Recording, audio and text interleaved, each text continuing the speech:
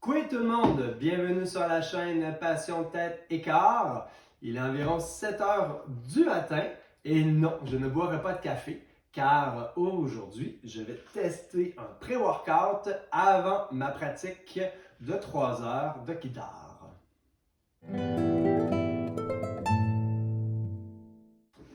Les pré-workouts sont un complément alimentaire extrêmement populaire chez les pratiquants de culture physique. Aujourd'hui, j'aimerais faire l'expérience pour voir si ça va influencer ma concentration, mon éveil et mon énergie.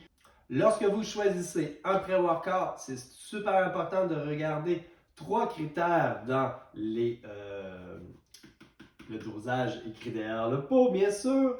Moi, qu'est-ce qui m'intéresse, bien sûr, c'est la quantité de caféine.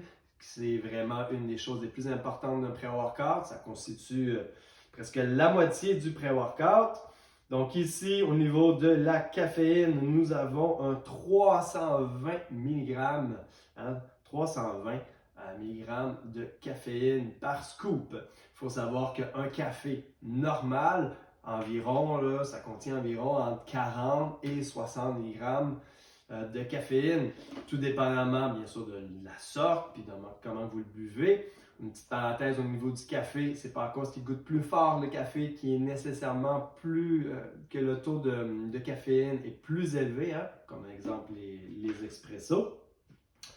Et voilà. En étant amoureux de café, j'ai passé presque tout mon été en Italie. On va dire que j'ai bu de l'excellent café là-bas. Mais tout ça pour dire que même si j'adore le café, ce matin, j'en boirai pas parce que 320 mg de café, ça représente beaucoup de café. Ça représente un petit peu moins que 10 cafés. Donc, juste le scoop, ça sera suffisant.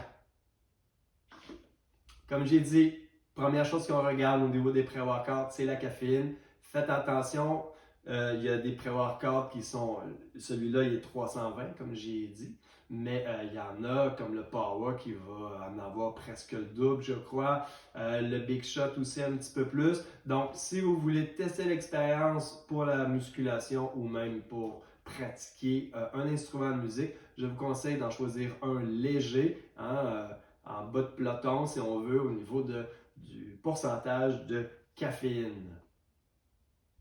Autre chose à regarder sur les pré-workouts, c'est la quantité de citrulline. C'est super important pour le pré-workout. Si vous faites votre recherche, une petite recherche sur Google, Wikipédia ou ce genre de plateforme, vous allez voir tout de suite que ici ils disent que ça augmente la concentration d'oxygène dans les tissus musculaires, ce qui vous permet d'améliorer vos capacités d'endurance. Donc voilà pourquoi c'est très populaire pour la musculation, mais nous allons tester aujourd'hui sur une longue pratique d'instruments de musique pour voir si ça a vraiment un impact. Et troisième point, quand on regarde sur la longue liste d'ingrédients que contient un pré-workout, c'est bien sûr les bêta-aline ici. Donc ici, on a 3200 mg. Qu'est-ce que la bêta-aline? En fait, si vous faites encore une fois votre petite recherche, ici, ça parle tout simplement que ça améliore la force, si on veut, musculaire. Donc, l'éveil, concentration pour la caféine, l'endurance avec la citrulline et toutes les autres choses aussi, et la force musculaire. J'ai hâte de voir si ça va vraiment créer une différence ou ça va avoir son impact sur ma pratique de 3 heures de guitare. Alors, et voilà, j'ai hâte de commencer. C'est parti!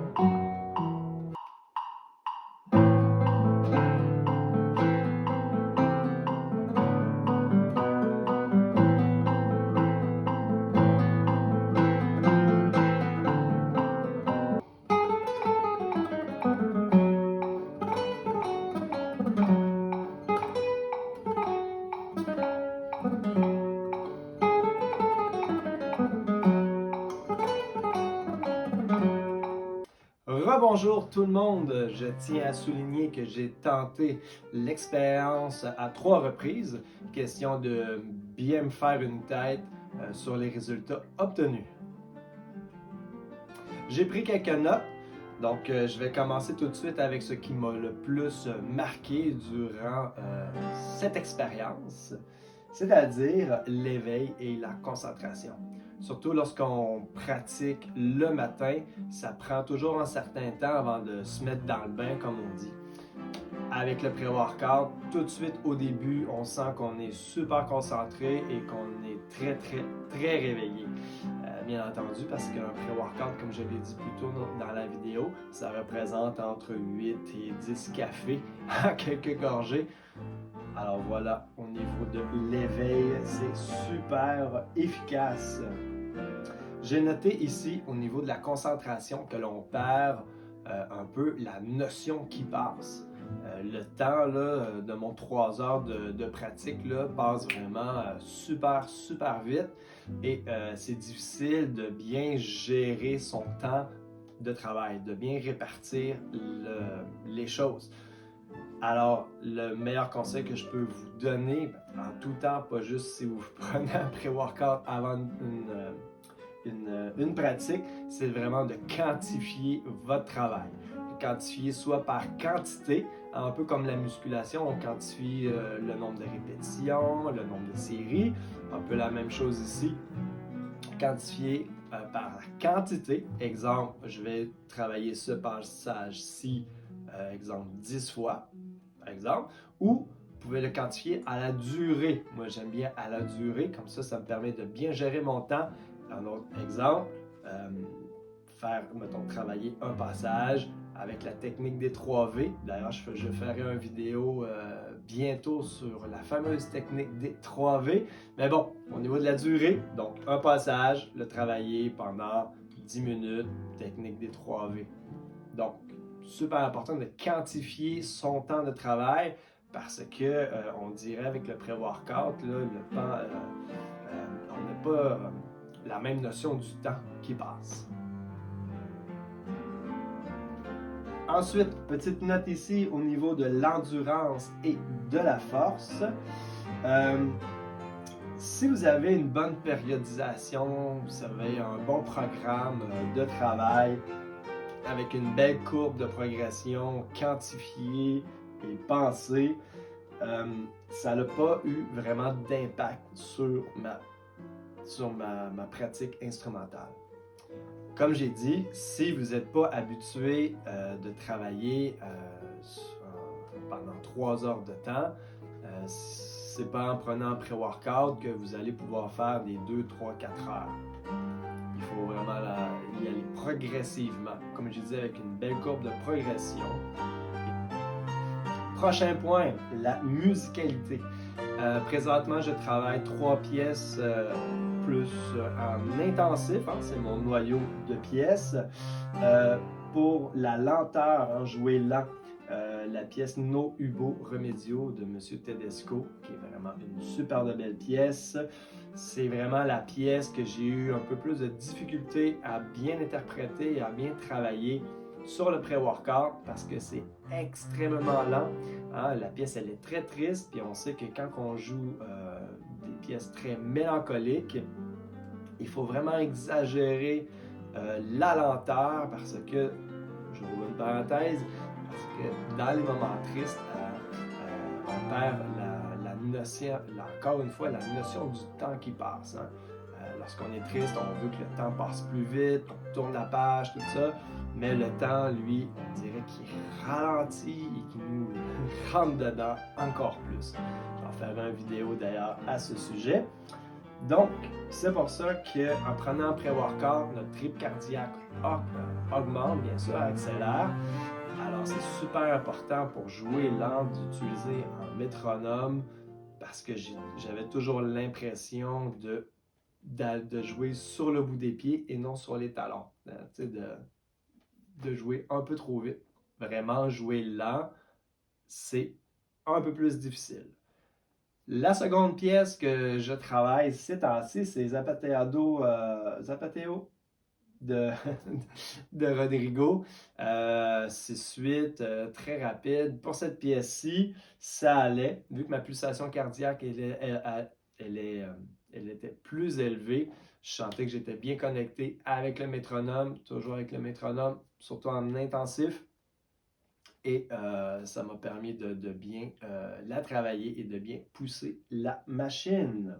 Ensuite, troisième pièce, c'est une pièce que j'adore, que j'ai découvert cette année, Old Tree Lime, d'un bon compositeur russe. Euh, Pourquoi que j'ai aimé cette pièce-ci? C'est parce qu'elle est vite et lente à la fois, avec des bouts très agités, où on sent, il n'y a pas il y a pas de mesure, il n'y a pas de métronome si on veut, on fait juste des beaux grands phrasés, très agités, ça revient lent, le tempo bouge beaucoup, beaucoup. Pour cette pièce, j'ai pas ressenti de différence par rapport à avec ou sans pré-workout parce que tout est basé sur des phrasés, on accélère, on ralentit, c'est très instinctif. On n'est pas obligé d'être carré comme dans la pièce de Rodrigo. En résumé, pour la musicalité, si on veut suivre un mouvement très lent, très stable, on sent qu'on a tendance à pousser un petit peu. Au niveau des passages rapides, ça va, on met le pied au plancher et ça l'avance. Et la troisième pièce, où c'est un mix de tout ça, lent, rapide, rubato et tout ça, ça se fait super bien aussi. En résumé, au niveau de l'éveil, vraiment plus efficace. La concentration, on perd un petit peu la notion du temps qui passe, donc très important de quantifier notre travail. Au niveau de l'endurance et de la force, si vous respectez votre programme d'entraînement, vous ne voulez pas dépasser les limites que vous vous êtes imposées, tout va bien, il n'y a pas vraiment de différence. Au niveau de la musicalité, un petit peu plus difficile de jouer constant à tempo très lent, comme dans la pièce No Ubo Remedio. Mais sinon, pour le reste, ça va aller.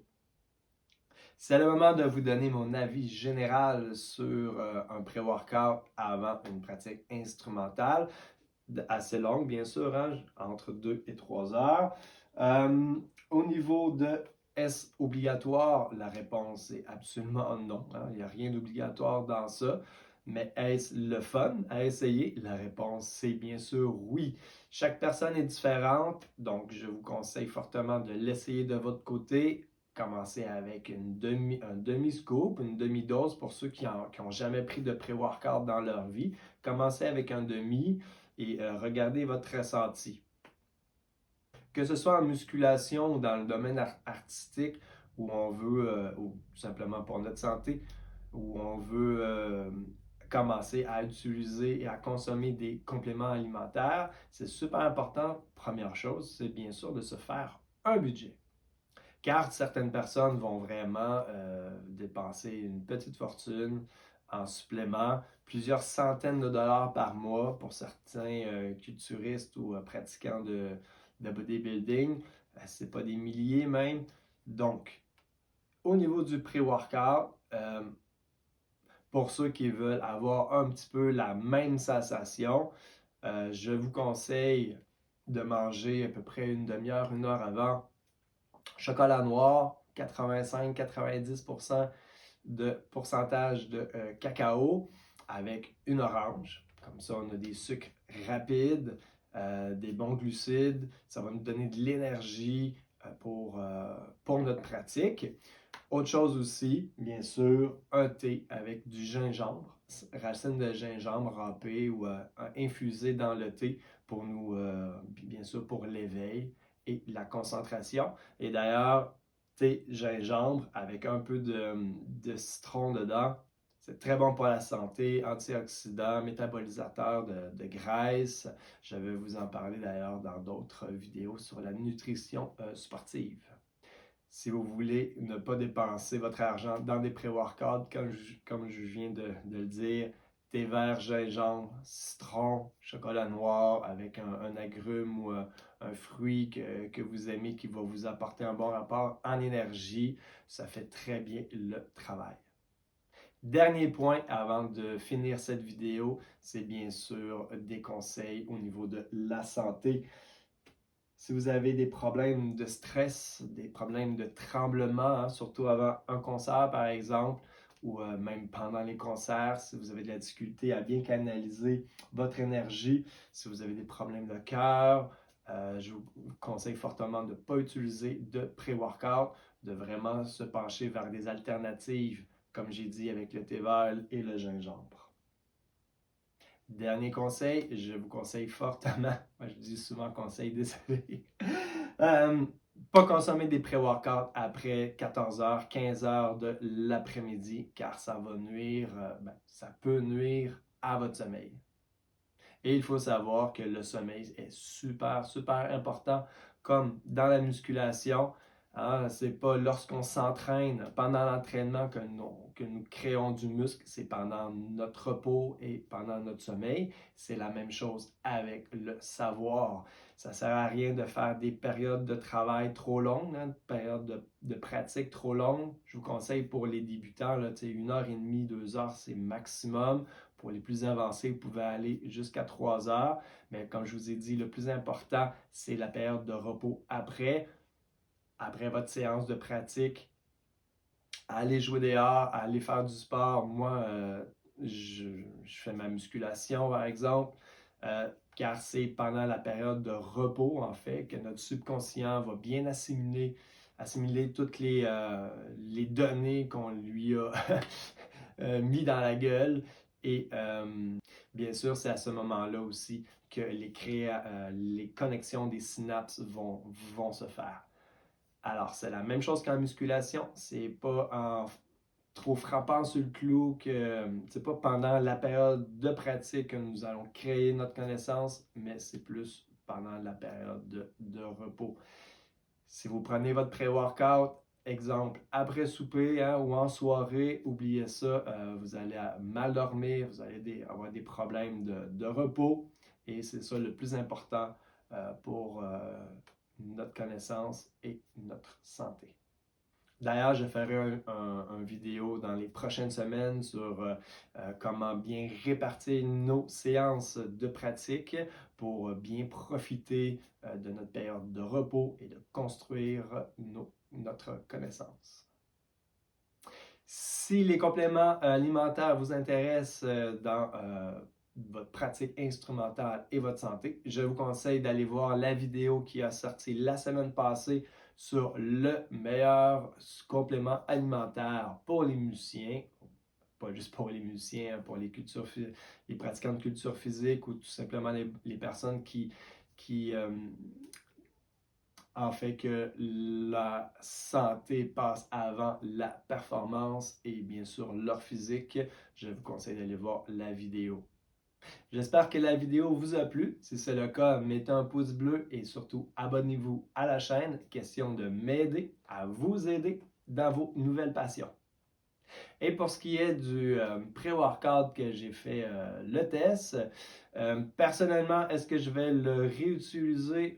Je crois que oui, une fois de temps en temps, comme j'ai dit, ça peut être drôle, ça peut être le fun, mais sûrement pas sur une base régulière à chaque semaine. Là-dessus, je vous dis à bientôt.